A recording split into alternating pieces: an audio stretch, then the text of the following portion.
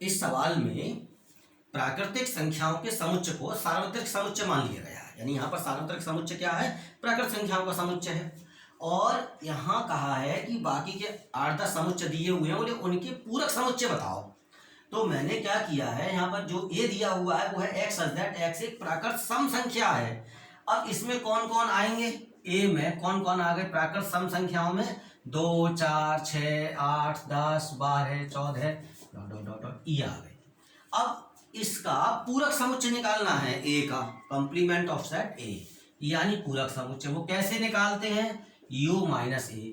ये सब universal set क्या है और इसका कंप्लीमेंट क्या है, कैसे निकालते हैं, सब जानने के लिए आप इस एक्सरसाइज का बनाया हुआ जो पिछला वीडियो है वो जरूर देखें। तो यहाँ पर ए डैश निकालना माना है कि u माइनस ए। अब u बराबर क्या हो गया? समझ लो n हो गया माइनस ए। तो ये क्या चीज़ हो गई? 1 2 3 4 5 6 7 और ऐसे करके 8 9 10 11 12 13 14 बहुत सारे लिख सकते हो। और इसमें कौन आ जाएगा? 2 4 6 8 10 12 डॉट डॉट डॉट ऐसे करके सारी सम संख्याएं आ गई। तो जाहिर सी बात है प्राकृत संख्याओं में तो सम भी हैं और विषम भी हैं, और उसमें से सम घट गई तो क्या बच जाएगा? विषम बच जाएगा। तो बचा 1 3 5 7 9 11 13, इस प्रकार से ये बच गई।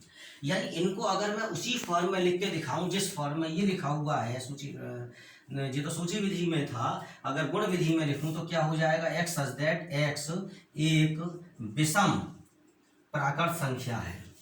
तो एक्स सच दैट एक विषम प्राकृत संख्या है। यानी आपकी समझ में एक बात आ गई कि जो नेचुरल नंबर के सेट है इसमें तो सारे नंबर हैं ये। अब और अगर जो ए दिया है वो क्या है? सम संख्याओं का समुच्चय है।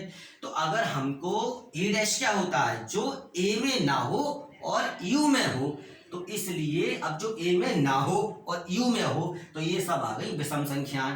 यानी यूनिवर्सल सेट में से अगर आप सम संख्याओं को घटा दोगे तो विषम संख्याएं बच जाएंगी। और अगर विषम संख्याओं का एक समुच्चय है, मान लीजिए अगला सवाल है जैसे विषम संख्याएं दी हुई हैं, उसमें यहाँ पे लिखा है विषम संख्याएं हैं, तो अब उसका जो पूरक समुच्चय होगा वो क्या होगा? तो यूनिवर्सल में से आप विषम संख्याओं को घटा दो तो बचेंगी क्या? फिर सम संख्याएं आ जाएंगी। तो इस प्रकार से ये हम समझ सकते हैं। अब देखिए जैसे अभी सवाल कराए थे इसी टाइप से और सवाल हो सकते हैं। अब कुछ थोड़ा सा डिफरेंट टाइप आया। X such that x plus 5 equal to 8 दिया है। तो यहाँ पर अगर आप इसे सॉल्व करोगे तो यहाँ पर x की वैल्यू 3 हो जाएगी। यानी कि ये जो समुच्चय है उसमें केवल एक एलिमेंट होगा 3। यानी x सच दैट कैसा है? x के x में 5 जोड़े तो 8 हो जाए, तो x का क्या मान आएगा? 3। केवल 3, x का एक ही मान ऐसा है संभव जो कि 3, जो कि इसमें 5 में जोड़े तो 8 हो जाएगा। तो इसमें एकल समुच्चय है। अब हमें इसका पूरक समुच्चय निकालना है। अब अगर इसका यानी कि 3 का पूरक निकालना है तो देखो भाई, इसका मतलब पूरक निकालने का मतलब क्या है? u में से इस 3 को घटा दो। अब u क्या है? u है n। अब इसमें से 3 को घटा देना। इसका मतलब ये हो गया कि अगर आप सीधे तौर पे देखो तो सारी प्राकृतिक संख्याएं होंगी, सब प्राकृतिक संख्याएं होंगी सिवाय 3 के, ये सब एक समुच्चय बन जाएगा। तो इसको अगर हम इस विधि में लिख दें x such that x belongs to n, यानी x n को बिलोंग करता है, सब आ गई। लेकिन जबकि यहाँ पर एक बात लिख दो, x is not equal to 3, x का मान 3 नहीं हो सकता। अब जैसे एक समुच्चय ये दिया है और इसका पूरा समुच्चय निकालना है, तो यहाँ पर है एक्स सच दैट, यानी इस प्रकार है कि 2x प्लस 5 बराबर 9, तो 2x बराबर 4 हो जाएगा और x बराबर 2 हो जाएगा। यानी सीधी सी बात है, यहाँ पर x का केवल एक मान संभव है। अगर हम सूची विधि में लिखें तो वो कौन आएगा? 2। यानी कि अगर इसमें केवल 2 मान रखेंगे तो वो इसको सेटिस्फाई करेगा इस समीकरण को, इसके अलावा और कोई नहीं है, तो केवल एक एलिमेंट है। अब मुझे अगर इसका पूरक समुच्चय निकालना है, इसका पूरक समुच्चय, तो फिर मैं कैसे लिख दूंगा कि u में से इसको घटा दो। जिसका पूरक निकालना होता है यूनिवर्सल सेट में से उसको घटा देते हैं, और यूनिवर्सल सेट क्या है? n है, और n में 1 2 3 4 5 6 सब सारे ये सब है। तो इसका मतलब 2 को छोड़ के, ये वाले को छोड़ के बाकी की सारी संख्याएं आ जानी है। तो इसको हम या तो ऐसे लिखें 1 3 4 5 6 7 8 ऐसे लिख लें तब भी सही है, और या फिर अगर गुण विधि में लिख लें तो x such that x belongs to n और x is not equal to x 2 के बराबर नहीं होना चाहिए, इस तरह से कर सकते हैं। अब देखिए तीसरे सवाल का 10वां भाग है। क्या दिया है? x such that x greater than equal to 7, इसका पूरक समुच्चय निकालना है तो पहले इस समुच्चय को समझ लो, इसकी अवयव कौन कौन से होंगे। जब इसको समझ लोगे तो इसका पूरक भी निकाल लोगे। तो यहाँ पर x इस प्रकार है कि x का मान 7 के बराबर है या उससे बड़ा है। और सीधी सी बात है, अगर ये स्थिति है तो भाई कौन कौन हो जाएगा, 7 हो जाएगा, 8, 9, 10, 11, 12, इस तरह के ये सारे मान रहेंगे 7 या 7 से बड़े। अब इस सब का पूरक निकालना है, तो इन सब का जो पूरक निकालोगे इसका मतलब क्या हुआ कि आप u में से इसको घटाओगे, 7, 8, 9, 10, 11, 12, 13 ऐसे करके डॉट डॉट डॉट ये सब घटाए u में से। और u क्या है, n है, और n में कौन है, ये सब है। तो n minus 7, 8, 9, 10, 11, 12, 13 dot dot dot understood है। तो अब मैं यहाँ पर चाहे ना भी लिख के दिखाऊं, यहाँ पर क्या होगा, 1 से लेकर अनंत तक की संख्याएं हैं, उनमें से 7, 8, 9, 10, 11, 12 घटा दो तो बचेगा क्या, अंडरस्टूड है 1, 2, 3, 4, 5, 6 ये बचेगा, क्योंकि बाकी की तो सब घट गई। तो ये जो है वो इसका पूरक समुच्चय हो गया। अब तीसरे सवाल में अंतिम समुच्चय दिया हुआ है जिसका कि हमको पूरक निकालना है, और x such that x belongs to n, ये दिया है कि x n को बिलोंग करता है, और इस कंडीशन को होना चाहिए कि x के दुगने में 1 जोड़ा जाए तो वो 10 से बड़ा बने। इसका मतलब क्या हुआ, अगर हम इसके हिसाब से सॉल्व करें x such that x belongs to n, और अब जी हो गया, देखो अगर इसको सॉल्व करोगे आप 2x प्लस 1 ग्रेटर देन 10 तो 2x ग्रेटर देन 9 हो जाएगा, x ग्रेटर देन 9/2, यानी कि जब x ग्रेटर देन ये हो गया 9/2, यानी कि 4.5 से बड़ा होना चाहिए। तो 4.5 से बड़े हो तो यानी कि 4.5 से बड़े कौन कौन से पूर्णांक हैं, जरा उन पर विचार कर लें। तो कौन कौन हो गए, 5, 6, 7, 8, 9, 10, ये सब सारे इससे बड़े आएंगे, और n को है प्राकृतिक संख्याओं में है। तो इन सब का पूरक निकालना है। अब इन सब का पूरक निकालने का मतलब क्या हुआ, n में से इन सबको घटा देना, तो क्या बचेगा, सिंपल सी बात आ गई, 1, 2, 3, 4 ये आ गई। देखिए बच्चों अगला प्रश्न है, चौथा प्रश्न, u दिया है, a दिया है, b दिया है, तो a यूनियन b का डैश और a dash intersection b dash को प्रूव कर रहा है। हम यहाँ पे क्या करना है, हमको मान लो पहले a यूनियन b निकाल लो, a यूनियन b निकालना है तो a और b का यूनियन लेना है। तो अब a लिख लो 2, 4, 6, 8, और यूनियन और b लिख लो 2, 3, 5, 7 ऐसे करके। अब u और b का यूनियन आप ले लो, यूनियन का मतलब है वे सभी अवयव जो a में हो या b में हो। तो कौन कौन आ गए, 2, 3, 4, 5, 6, 7, 8 ये सभी अवयव यहाँ लिख लिए गए a यूनियन b। अब a यूनियन b का डैश निकालना है जो कि लेफ्ट हैंड साइड है इसकी। तब ये कैसे निकलेगा, ये किसी का भी डैश करना यानी कि कंप्लीमेंट निकालना, u में से उसको घटा दिया जाता है, u minus a union b।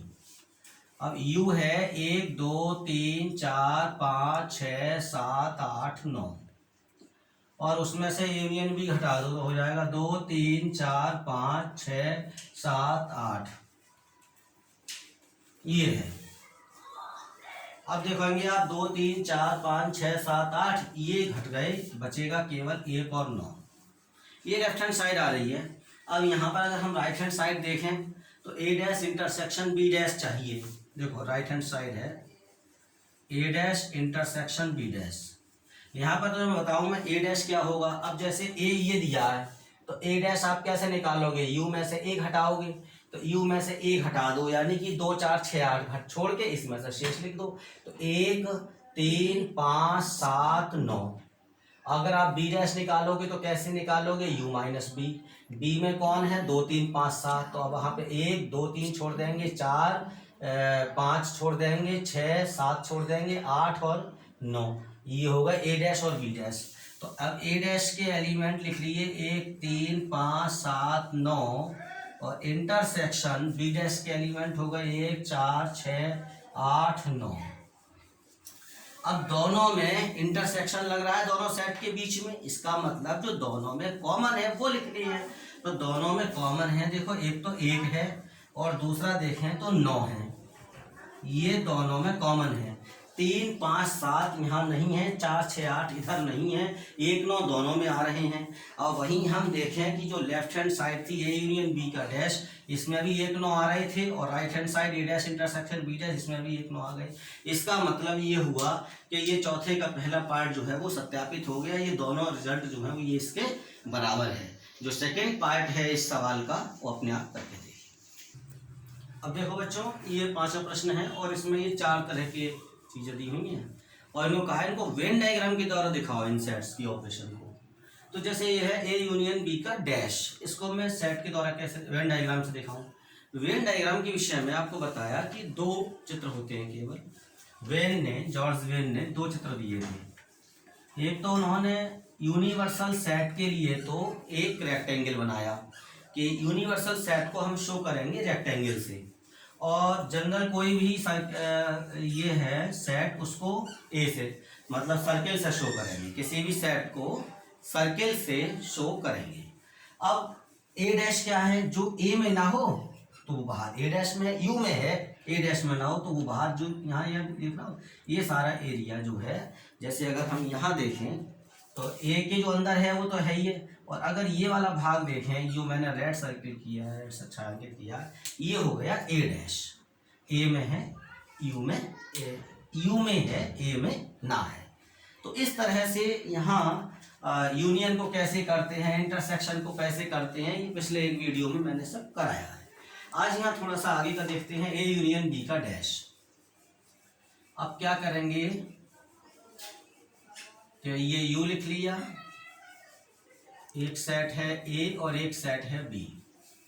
अब ए यूनियन बी को समझने का प्रयास करें पहले हम कि ए यूनियन बी क्या है। तो जो ए यूनियन बी है का मतलब होता है, ए यूनियन बी का मतलब है जो ए में हो या बी में हो, ए और बी का सभी भाग आ जाना है। तो देखो ये जो भाग, ये जो चीज है जो मैं ले रहा हूँ ए की या बी के, मैं इस पूरे पार्ट को कवर कर रहा हूँ। ये जो भाग शो कर रहा है, जो ग्रीन शेडेड एरिया है, ये ए यूनियन बी को शो कर रहा है। और यू क्या है, यू इसका यूनिवर्सल सेट है पूरा। अब कहा गया, आपसे निकलवाया क्या, आपसे पूछा है ए यूनियन बी का डैश बताओ। तो यहाँ यानी इसका कंप्लीमेंट बताना है। इसका कॉन्सेप्ट क्या है कंप्लीमेंट का, कि जो कि ए यूनियन बी में ना हो लेकिन यू में हो। तो अब हम यहाँ बाहर सब में देखेंगे। मैं इसको रेड शेडेड एरिया कर देता हूँ, लाल रंग से मैंने इसको शेड किया। इस प्रकार से ये जो एरिया है इस रेक्टेंगल के अंदर का, ये शो कर रहा है ए यूनियन बी के डैश को। इस तरह से आप इसको समझ सकते हो। जैसे दूसरा है, ये तो हो गया पहला। अब अगर हम दूसरा देखें, यू हो गया और ये बी है। अब इन्होंने कहा ए डैश इंटरसेक्शन बी डैश। देखो एक बात समझने की है, ए डैश इंटरसेक्शन बी डैश। तो ए डैश का आपको यानी कि ए के कंप्लीमेंट का और बी के कंप्लीमेंट का इंटरसेक्शन लेना है, कॉमन पार्ट लेना है। तो आप ऐसे समझो, पहले आप ए डैश समझो, ए डैश क्या होगा। तो अगर आपको ए डैश समझना है, देखिए ए डैश अगर आपको समझना है तो जो ए में ना हो वो आएगा ए डैश में। तो मैं बाहर सब ये शेड कर रहा हूँ, ये जो ए में नहीं है, ये ब्लू कलर की लाइन से मैं ए को छोड़कर शेष सारे भाग को शेड करूँगा। ए को मैं छोड़ता चला गया हूँ, ए के अंदर बिल्कुल नहीं जाऊँगा। और देखिए ये, अब आप देख लो, ये जो ब्लू शेडेड एरिया है वो है ए डैश को शो कर रहा है। ब्लू शेडेड एरिया किसे शो किया, ए डैश को। अच्छा, यहीं पर अगर मैं इसको मान लीजिए ये मुझे कहा बी डैश, तो बी डैश से मैं किसे शो करूं, बी डैश को, यानी जो बी में ना हो वो बी डैश हो गया, जो बी में ना हो, बी से बाहर का, यू के अंदर तो होगा ही होगा। अब ये जो बी का सर्किल है, मैं इससे बाहर रहूंगा और इसको एरिया को मैं ऐसे ऐसे करके शेड कर रहा हूं। देखिए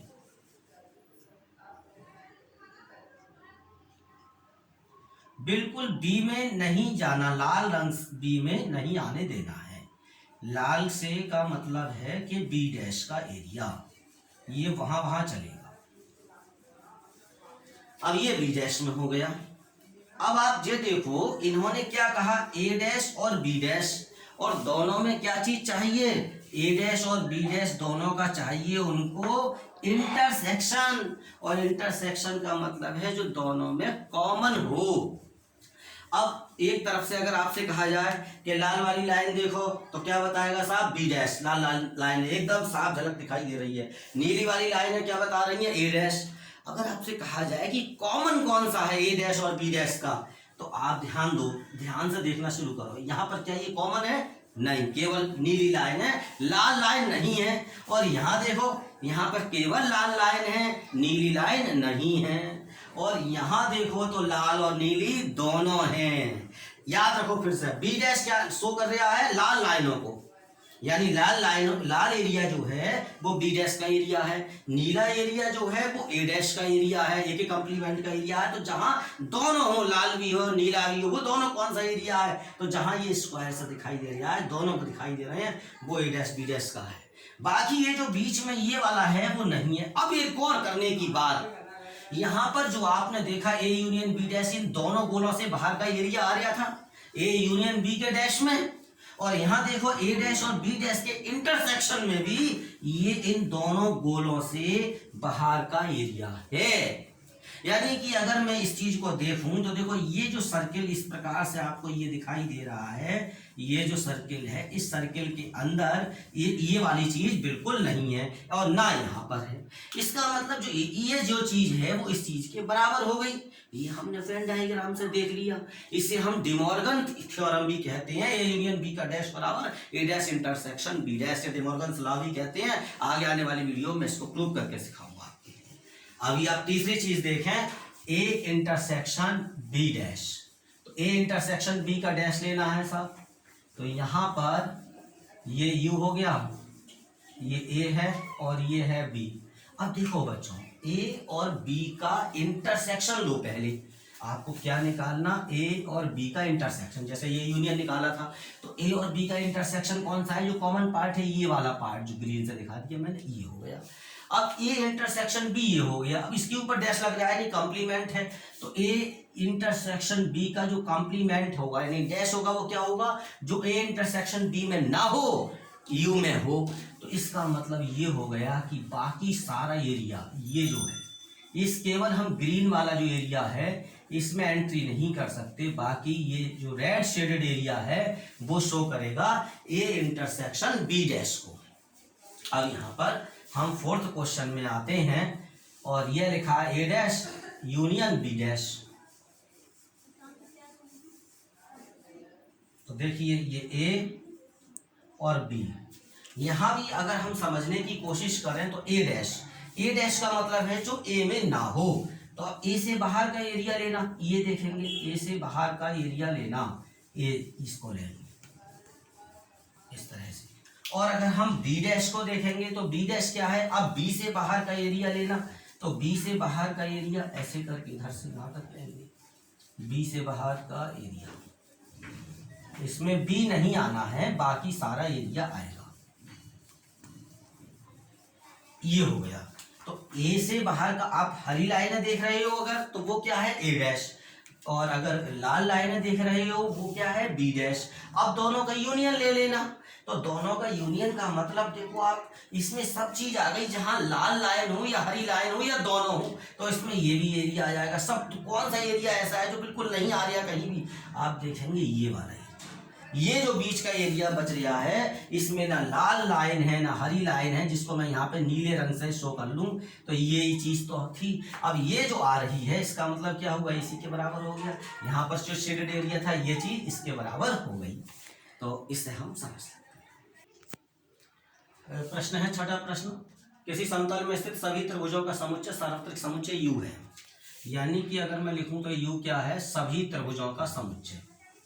यहाँ ऐसा करके लिख लो, एक्स सच दैट एक्स एक त्रिभुज है, या सीधी सीधी ऐसे करके लिख लूँ, सभी त्रिभुजों का समुच्चय है, समझना है और क्या है, सभी त्रिभुजों का समुच्चय है। जितने भी प्रकार के त्रिभुज हो सकते हैं, समबाहु विषमबाहु समद्विबाहु, कौन के आधार पर, वो सभी त्रिभुजों का समुच्चय यू है। अब ए क्या है, उन्होंने कहा ए उन सभी त्रिभुजों का समुच्चय जिसमें कम से कम एक कोण 60 डिग्री से भिन्न है। अब कोणों के आधार पर बात है ना, इसीलिए दी थी। अगर तीनों कोण 60 डिग्री के होते हैं, ऐसे त्रिभुजों को कहते हैं समबाहु त्रिभुज। अगर इन तीनों में से एक कोण भी कोई भी अलग है, 60 डिग्री से अलग है, एक भी अलग हो गया, जाहिर सी बात है दूसरा अलग हो ही जाएगा, भले ही एक 60 डिग्री है, तो फिर वो त्रिभुज समबाहु नहीं होते। यानी ए उन त्रिभुजों का समुच्चय है जो समबाहु नहीं है। ये ए है उन त्रिभुजों का समुच्चय है, उन त्रिभुजों का समुच्चय है जो, ऐसे करके लिखिए, उन त्रिभुजों का समुच्चय है जो समबाहु नहीं है। समझने की बात है, फिर लिखा जा सकता है, आप बस उसका जवाब दे दोगे। ए उन त्रिभुजों का समुच्चय है जो समबाहु नहीं है। अब यू में से अब क्या निकालना है, ए डैश निकालना है। ए डैश क्या है, तो ए डैश क्या होगा, यू में से ए घटाना। यानी कि समस्त त्रिभुजों में से अगर उन त्रिभुजों को घटा दिया जाए जो समबाहु नहीं है, तो शेष जो बचेगा वो क्या बचेगा, समबाहु त्रिभुजों का समुच्चय। तो ए डैश जो है, जैसे पूछा है ए डैश क्या है, तो हम समझ गए यहाँ पर ए डैश समबाहु त्रिभुजों का समुच्चय है। प्रश्नावली का अंतिम सवाल, और इसमें रिक्त स्थान ये दिए हुए आगे यहाँ पर भरना है कि आगे क्या आना है। जैसे लिखा है ए यूनियन ए डैश, तो अब यहाँ पर देखिए जितने हमको वेन डायग्राम अच्छे से ध्यान में बनता है उतना अच्छा रहता है। जैसे ये ए है, ये तो ए हो गया, और ए डैश में कौन आएगा, जो ए में ना हो वो ए डैश में हो गया, बाहर का एरिया ए डैश में हो गया। तो अब दोनों का यूनियन लेना, तो अब या तो कोई भी एलिमेंट है वो ए में है, और ए में नहीं है तो ए डैश में है, ए डैश में नहीं है तो ए में है। तो अगर मैं दोनों का यूनियन लूंगा तो इसका मतलब ओवरऑल क्या हो जाएगा सर, यू बन जाएगा। तो ये यूनिवर्सल सेट बन जाता है एक चीज। दूसरी चीज कहा phi dash intersection A dash. अब फाई क्या होता है, जिसमें कुछ ना हो, एक भी एलिमेंट नहीं है, वो फाई है। अब फाई डैश का मतलब क्या हुआ, यू में से उस चीज को घटा दिया तो क्या आ गया, ये यू आ गया। फाई डैश का मतलब सब कुछ हो गया। तो ये और इंटरसेक्शन ए, अब यू तो ये है, और यू का यानी कि ये पूरा जो दिया है चौखटा आयत है, और ये जो ए है, ये इन दोनों का इंटरसेक्शन लोगे तो क्या हो जाएगा, देख सकते हो आप, ए कॉमन पार्ट हो गया। क्योंकि यहाँ देखोगे आप यू में हो, ए में नहीं हो, और यहाँ देखोगे तो आप दोनों में हो, तो यू और ए का इंटरसेक्शन ए हो गया। अब तीसरी चीज आई ए और ए डैश, इन दोनों का इंटरसेक्शन लेना है। अब देखो भाई, ए यहाँ खड़े हो समझ लो तो आप ए में हो, यहाँ हो तो ए डैश में हो। आप दोनों का जो कॉमन है वो दोनों में कभी नहीं आ सकते कि आप दोनों की कॉमन में हो, अर्थात ऐसा कभी नहीं हो सकता कि कोई एलिमेंट ए में भी है और ए डैश में भी है। यानी दोनों का जो इंटरस ए में होगा तो ए डैश में नहीं होगा, ए डैश में होगा तो ए में नहीं होगा। तो इन दोनों का जो इंटरसेक्शन होगा वो फाई होगा। अब अगला है यू डैश। यू डैश का मतलब क्या हो गया, यू माइनस यू, यानी कि ये क्या है, किसके इक्विवेलेंट हो गया, तो फाई हो गया। यू में से कोई घटा दोगे तो कुछ नहीं बचेगा, और फिर इंटरसेक्शन ले रहे हो ए के साथ में। अब फाई का इंटरसेक्शन जब ए के साथ में लोगे तो क्या बचेगा, कॉमन क्या हुआ, कुछ नहीं, यानी कि फाई हो गया। तो इस प्रकार छात्रों यहाँ पर ये प्रश्नावली आपकी समाप्त।